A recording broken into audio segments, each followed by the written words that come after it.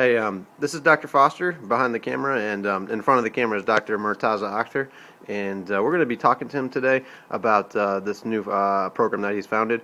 So let's just show you his ID real quick. Murtaza, Dr. Akhtar is also he's an MD and an MHD. Really, no one else in the world has this degree, so really it's an honor and a privilege to be able to interview him today. And Murtaza Akhtar has founded the Pre-EMS hospital system. And Dr. Akhtar, thank you so much for your time. And can you please tell us a little bit about the program that you founded? It's a pleasure to be here, Dr. Foster. So the program is basically a pre-EMS type program is one way of looking at it. In the emergency department, we deal with emergencies as they come in. And obviously, this goes without saying, the ideal is to prevent those emergencies from happening.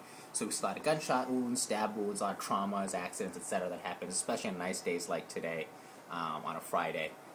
And we figure the best way to, help people is by preventing them from getting hurt at all. It's hard to do that in the emergency department, so what we're trying to do now is reach them before they come to the emergency department. So we'll, on a nice day, often go out, stroll around, and try to basically break up fights, tell people to put their guns away, put their weapons away, drive slower, etc., etc. So anytime we see a ruckus going on, and it's pretty easy on a nice warm day in Atlanta to see those happening, we try to go in and sort of break that up before it becomes a worse situation, before it becomes a stat pack, which so we call a patient who rolls in and the trauma surgery team has to come because he's got major trauma. Obviously, sometimes in those cases it's too late, so why not prevent those fights, or at least the damage from those fights from happening by getting involved yourself. Wow, that's a really amazing idea. I have a quick question. What kind of uniforms and outfits do you wear when you go? Do you actually wear your ID? Let me just zoom in on one more time. Do you wear this ID, the MD MHD ID, or do you have a special, pre-EMS hospital ID?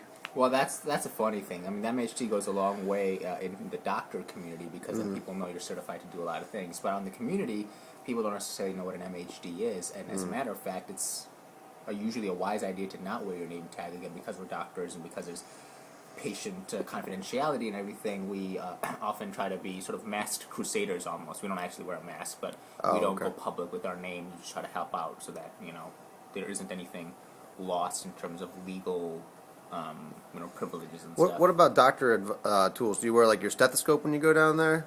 Yeah, so I do find that the stethoscope helps a lot. Say somebody gets stabbed in the lung, you want to be able to hear whether it's breath sounds or not. So I feel like rather than putting my ears on his chest, which I sometimes have to do, using the stethoscope's a lot easier. I think it's been a pretty innovative founding in the history of medicine, and so it makes you look a little strange. Some people would say I look a little bit like a tool, but I think it's really helpful to have on you. And hey, if you can prevent somebody from coming to the emergency department because he's breathing okay just because I put my stethoscope on him, that's really helpful. I mean, you may look like a tool, but at least you have the right tools for the job. Exactly, right? I mean, looking like a tool is fine if you've got the right tools. Yeah. Now, I understand they're also doing a research study, and can you tell us about the name of it? I heard it was called CAPE.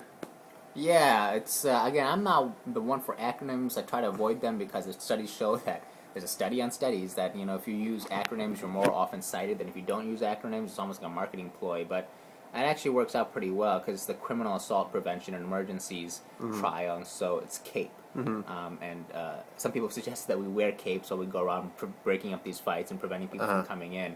I think that's a little bit far-fetched, at least for now. We'll see if we implement that. But basically, that's the name of the trial. We're trying to see how people who are within the trial, i.e. when we're doing our pre-EMS stuff, preventing these fights from happening, breaking up the fights, how well that affects patients and whether they survive longer than those who aren't under the CAPE trial and are coming in when it's potentially too late. I've spoken with some very highly respected attending physicians in our community, and they've told me that they call you the Batman now, and that you're a superhero. Do you like that? How do you feel about that? Well, I'm no superhero. I'm just one man trying to help people out. Now, I heard this whole pre-EMS hospital system is a brand new idea. Now, do you find yourself predicting the future, and do others need to predict the future to be able to come into this new specialty?